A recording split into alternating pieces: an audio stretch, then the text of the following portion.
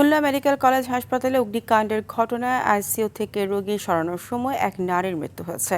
এ সময় 2 নার্স সহ 5 জন আহত হয়েছে। ভোরে হাসপাতালের পুরনো আইসিইউ ইউনিট সংলগ্ন একটি স্টোর রুমে আগুন লাগার পর পুরো এলাকায় আতঙ্ক ছড়িয়ে পড়ে। নিহত রোগীর নাম নাসরিন নাহার।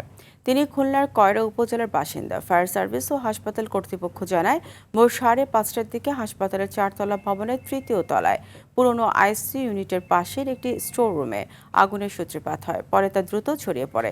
খবর পেয়ে ফায়ার সার্ভিসের 10টি ইউনিট 1 ঘন্টার চেষ্টায় আগুন নিয়ন্ত্রণে আনে।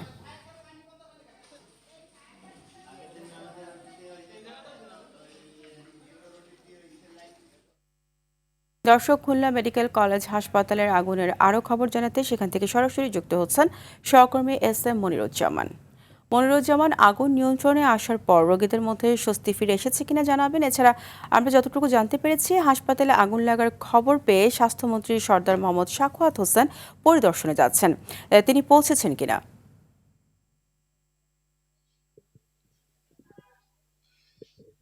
হ্যাঁ ফারিয়া, যেমনটা বলছিলেন, স্বাস্থ্যমন্ত্রী সরদার মোহাম্মদ সাখাওয়াত হোসেন কিন্তু এই মুহূর্তে খুলনা মেডিকেল কলেজ হাসপাতালে অবস্থান করছেন। আমি কিন্তু তার সঙ্গে কথা বলেই তিনি এই মুহূর্তে পরিচালকের রুমে অবস্থান করছেন, আর আমি এসেছি যে কক্ষে আগুন লেগেছে সেই কক্ষে।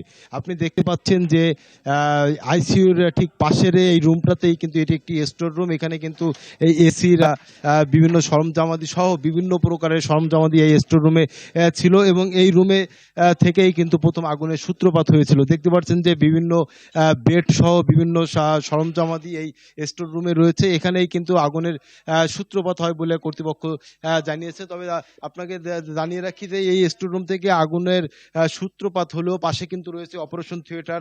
এই সামনে রয়েছে অপারেশন, রোগীদেরকে অপারেশনে পরে আইনে রাখার যে রুম, সেই রুমটি। সব মিলে কিন্তু আগুন লাগার পরে রোগীদের মধ্যে কিন্তু আতঙ্ক ছড়িয়ে পড়ে। রোগীরা কিন্তু এদিক ওদিক ছুটাছুটি করতে থাকেন, যার ফলে কিন্তু অনেক রোগী পড়ে গেছেন বা আহত হয়েছেন বলেও অনেকে জানিয়েছেন। সব মিলিয়ে খুলনা মেডিকেল কলেজ হাসপাতালে ওই মুহূর্তে কিন্তু এক প্রকার আতঙ্ক বিরাজ করছিল। সব মিলে সকালবেলা ঘুম থেকে উঠেই রোগীদের মাঝে আতঙ্ক। সেই আইসিইউতে ছিলেন, তিনি একজন রোগী মারা গিয়ে তিনি আইসিইউতে